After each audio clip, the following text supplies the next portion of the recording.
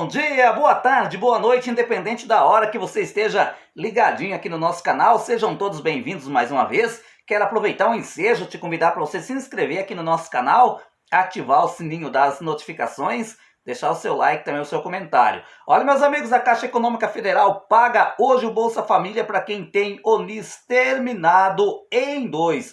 Ou seja, você que é beneficiário do Bolsa Família e tem o NIS, número de inscrição social terminado em 2, o pagamento já está disponível para saque no dia de hoje, juntamente com os adicionais previstos na Lei 14.601, que é aquele adicional de R$ 150 para criança de 0 a 6 anos, é um adicional de R$ 50 para criança que tem idade entre 7 a 17 anos, um adicional de R$ 50 para mulher grávida, ou que esteja amamentando, e também tem 6 parcelas de R$ 50 para os recém-nascidos, ou seja, para criança de 0 a 6 meses. É importante ressaltar que para ter direito ao Bolsa Família, a renda familiar per capita não pode ultrapassar a R$ 218.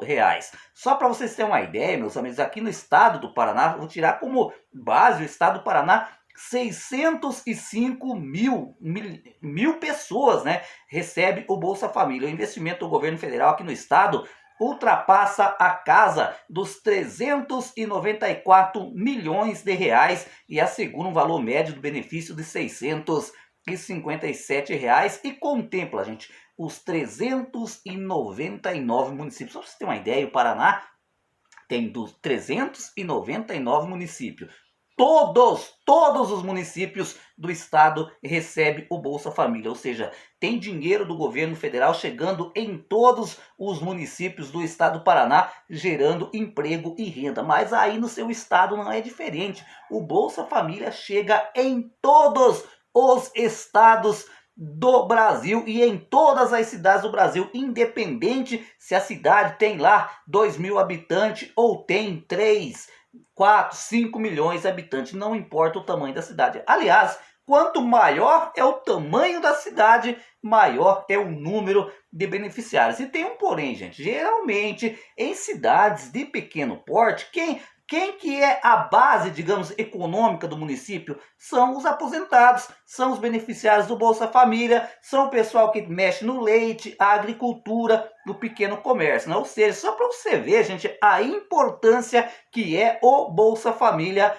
hoje no Brasil, É um programa que, na verdade, ele ainda não está em lei, gente, mas tinha que fazer uma PEC, um projeto de emenda constitucional e colocar o Bolsa Família, como um programa de Estado e não mais um programa de governo, porque hoje o Bolsa Família é um programa de governo, Por exemplo, vamos imaginar que o próximo governo que entrar depois do Lula, se ele quiser acabar com o Bolsa Família, ele acaba, Porque foi um programa de governo, que começou lá com o Vale Gás, com o Bolsa Escola, lá do Fernando Henrique Cardoso, Aí depois o Lula entrou, criou Fome Zero, unificou, o gás daquela época, que era uma espécie de gás social, juntamente com o Bolsa Família e trouxe para o Bolsa Família, ou seja, recriou o Bolsa Família e tornou ele dessa grande como é. E aí, no mandato do Michel Temer, ele manteve o Bolsa Família, no mandato do Bolsonaro, ele manteve o Bolsa Família. Mas, por exemplo, entrar um espírito de porco, digamos assim, fala assim, não, o Bolsa Família só dá prejuízo para o Estado. O Estado gasta em torno de 14 bilhões de reais por mês para bancar esse programa.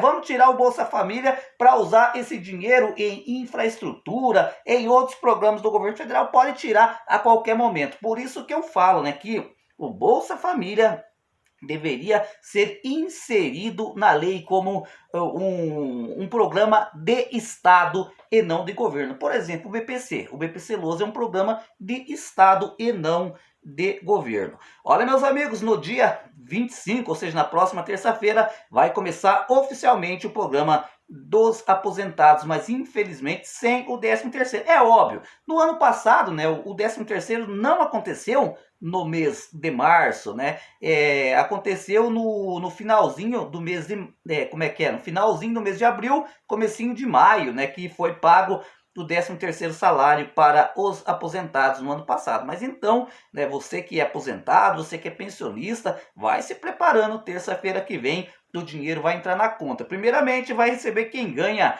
até um salário mínimo R$ 1.518, né? Já quem ganha acima do mínimo vai começar a receber a partir do dia 1º de abril. É dia da mentira, mas não é mentira que quem recebe acima do salário mínimo vai começar a receber o seu benefício.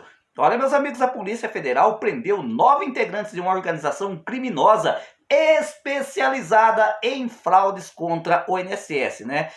A Operação Caça ao Tesouro foi lá no Rio de Janeiro. Ao todo, gente, foram expedidos 13 mandados de prisão preventiva e 19 mandados de busca e apreensão contra a organização criminosa. Só para você ter uma ideia, né? Essa organização criminosa lesou o Estado brasileiro, lesou o INSS em 50 milhões de reais. Ou seja, esse dinheiro, né, poderia estar aí, né, pagando o BPC, pagando o Bolsa Família, pagando o auxílio doença, aposentadoria por invalidez, mas infelizmente essa quadrilha, né, esse bando de vagabundo roubaram o dinheiro público, mas a casa acabou caindo. Ou seja, mas só que o problema a gente sabe no Brasil, fica quanto tempo preso? 1 ano? 2 anos? E aí depois volta a praticar os mesmos golpes, digamos assim, né? Segundo a Polícia Federal, a quadrilha tinha um esquema articulado para a obtenção dos valores com saques ilegais de benefícios previdenciários e atuava há mais de 10 anos. Gente, olha, eles estavam no mercado lesando o INSS há 10 anos e foram descobertos somente agora, né? A investigação começou em 2022, quando um homem foi preso em flagrante ao tentar sacar valores de benefícios previdenciários obtidos por meios fraudulentos. Ele apontou que diversos profissionais usavam de seus cargos e conhecimentos técnicos para sacar, manter e reativar benefícios fraudulentos. Olha, gente, olha quem que participava do esquema criminoso. Servidores do INSS, advogados, escreventes de cartórios e profissional de gráfica fazem parte da organização criminosa. É aquilo que eu falo, não é o senhor, não é a senhora que recebe um salário mínimo, que é tão perseguido com inúmeros pente finos, não é você o lesador, não é você o criminoso, você não é quadrilha, né? Você é tratado como bandido, mas não é você que lesa os cofres públicos do INSS. Gente, quando tem fraude do INSS, você pode buscar entender melhor esse processo, ver quem que está por trás dessa situação. Você vai ver, servidores do INSS, são advogados, são o pessoal que trabalham em cartório, porque né, num cartório todo mundo sabe, se quiser reativar, né, fazer um CPF, não, uma carteira de identidade irregular, falsa, consegue fazer. Ou seja, não é o coitadinho lá que está recebendo o BPC só porque às vezes a mãe se aposentou, que está lesando, que está fraudando o INSS. Não, não é esse não. São essas quadrilhas especializadas em tomar, em surrupiar o dinheiro público. Vejam, eles estavam atuando há 10 anos, mas foram para a cadeia. Mas é como aquilo que eu falo, né? No Brasil, as leis são muito brandas. Amanhã ou depois vão estar soltos e com toda certeza voltarão, né, a praticar atos ilícitos, infelizmente. Olha, meus amigos, depois de muitas idas e vindas, a Comissão Mista do Orçamento marcou mais uma vez a votação da proposta agora para a próxima sexta-feira. Era para ser votado ontem, daí depois veio para poderia acontecer no dia de hoje, quarta-feira, mas de novo, gente, foi adiada para frente, ou seja, para sexta-feira, dia 21/3, às 10 horas. A análise do relatório em plenário. No entanto, pode ficar para abril. O que vai acontecer, gente? Na sexta-feira vão ler o relatório sobre o orçamento, o que mudou, o que não mudou, só isso. Mas realmente a votação no plenário para destravar a grana pode ficar só para o mês de abril. O motivo é que o presidente do Senado e o presidente da Câmara dos Deputados, ou seja, o Davi Alcolumbre e o Hugo Mota, vão viajar com o presidente Lula lá para o Japão e, consequentemente, o orçamento para ser votado, né, os dois presidentes têm que estar aqui no Brasil presidindo a sessão, né? Então, complicado isso, né, meus amigos? Complicado. Por que eu falo complicado? Porque enquanto, né, não se destrava esse orçamento, não tem como, por exemplo, liberar o 13º salário.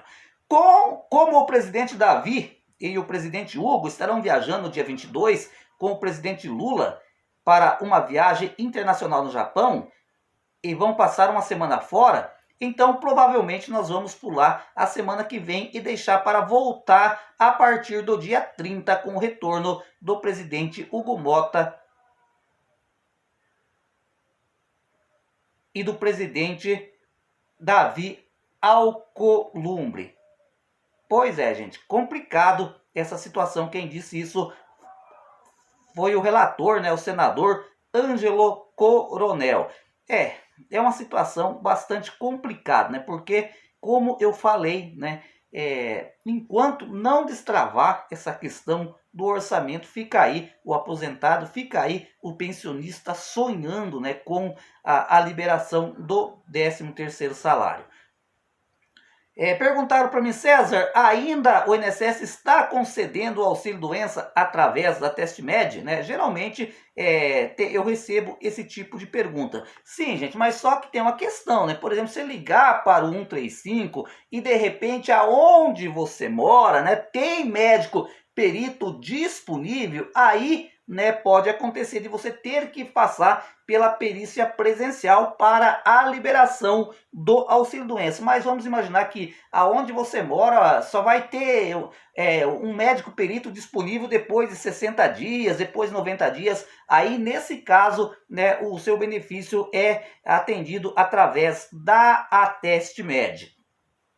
Olha, meus amigos, a nova modalidade de crédito, chamado Crédito do Trabalhador, promete simplificar o processo de empréstimo consignado por meio do aplicativo Carteira Digital, né? Inicialmente, os empréstimos poderão ser contratados exclusivamente pelos aplicativos, permitindo que o trabalhador escolha o banco e instituição, né? Segundo o governo federal, essa medida vai atender 47 milhões de trabalhadores. Isso aqui, gente, é um empréstimo consignado para o CLT, né? Está sendo falado na internet, olha, agora tem um novo empréstimo consignado para os aposentados, para os pensionistas. Não, gente, esse empréstimo consignado que foi lançado recentemente é um empréstimo para o CLT, né? Aquele que está trabalhando de carteira assinada, né? Ele vai poder fazer um empréstimo consignado, segundo algumas informações que eu recebi, comprometer até 38% do valor do que está recebendo, né? E aí ele vai pagar juros mais baixos, digamos assim. É bom para o trabalhador, né, que está precisando de um dinheirinho extra. Pode atender aposentado? Depende. Depende, por exemplo, um aposentado que ainda segue na ativa trabalhando de carteira registrada, né? Ele tem a opção de fazer o empréstimo consignado pelo INSS ou então pela CLT, né? Agora, gente, a questão como eu falei, né? O governo pretende beneficiar 47 milhões de trabalhadores e o povo vai procurar dinheiro porque o povo literalmente está apertado. Só que no meu modo de pensar, né, vai acabar endividando ainda mais o trabalhador, né? Só para você ter uma ideia, gente, aqui, né, eu vou dar um exemplo para ilustrar a situação. Quando a minha mãe se aposentou, ela se aposentou com 55 anos, né? Quando ela fez 56 anos, ela fez um empréstimo consignado. Eu não me lembro nem qual é o valor do empréstimo consignado que ela fez. Sabe quando que ela vai acabar de pagar esse empréstimo consignado? Esse mês de abril, esse mês de março, ela... No mês de abril, já só para você ver. E olha que agora ela já está com 62 anos de idade, vai fazer 63 anos. Ou seja, há muitos anos ela vem pagando esse empréstimo consignado. Paga e nunca chega ao fim, né? É isso que eu falo, né? O empréstimo consignado é bom? É bom. né? Mas dependendo para que tipo de situação. E vamos imaginar que uma pessoa mora aí num sítio, né? De repente trabalha com vaca, né? E tal, e de repente aparece aí umas duas novilhas boas para comprar, custando R$ 5.000 cada uma. Ok, é um bom investimento, vale a pena. Mas agora, dependendo do tipo, gente, de situação, né? Que muitos acabam fazendo um empréstimo consignado apenas por fazer, né? É um eterno endividamento. E agora, né, com a liberação desse empréstimo consignado para a CLT, você vai ver, o povo vai correr fazer empréstimo consignado.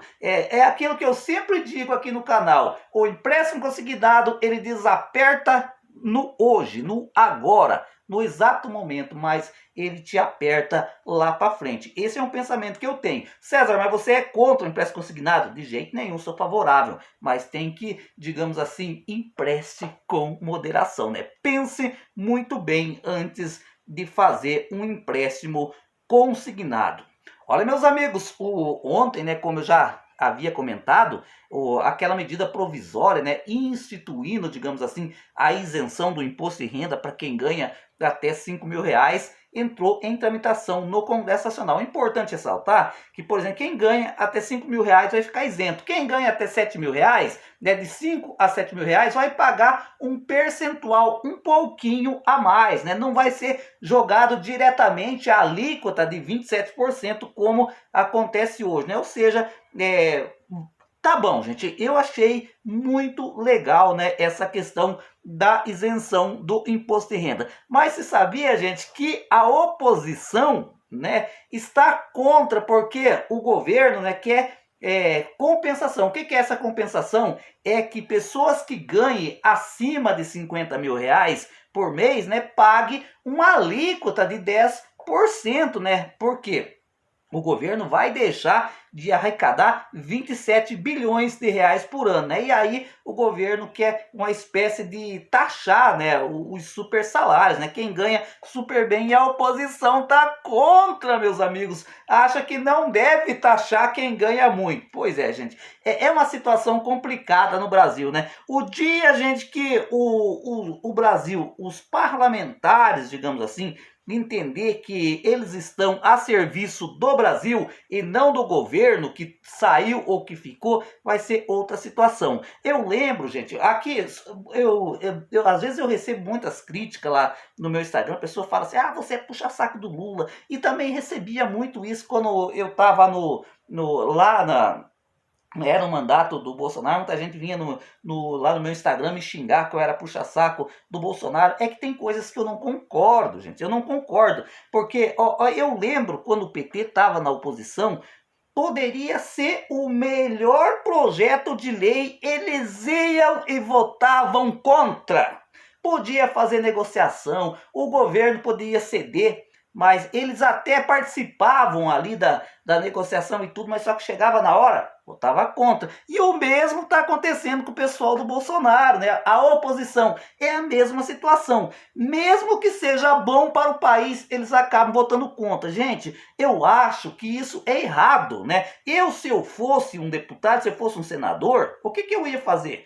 Nossa, esse projeto, se eu fosse a oposição, né? E mesmo que eu não gostasse do governo, poxa, mas olha, esse aqui vai ajudar a população brasileira. Eu ia e votava a favor. Agora, e mesmo se eu fosse governo, gente, se eu fosse governo, por exemplo, eu visse um projeto de lei que ia penalizar a população, que seria bom para o governo e ruim para o povo, eu votava contra, pode ter certeza. Vejam só, né, por exemplo, a Mara Gabrilli está na base de apoio do presidente Lula, né? Só aqui é um exemplo claro para você entender aonde eu quero chegar, né? Lembra aquele projeto de lei que endureceu as regras do PPC? Pois é, ela votou contra o presidente Lula. E já, né, o senador Paulo Paim, que é um senador, né, que é um dos caras mais respeitados pela luta pela pessoa com deficiência,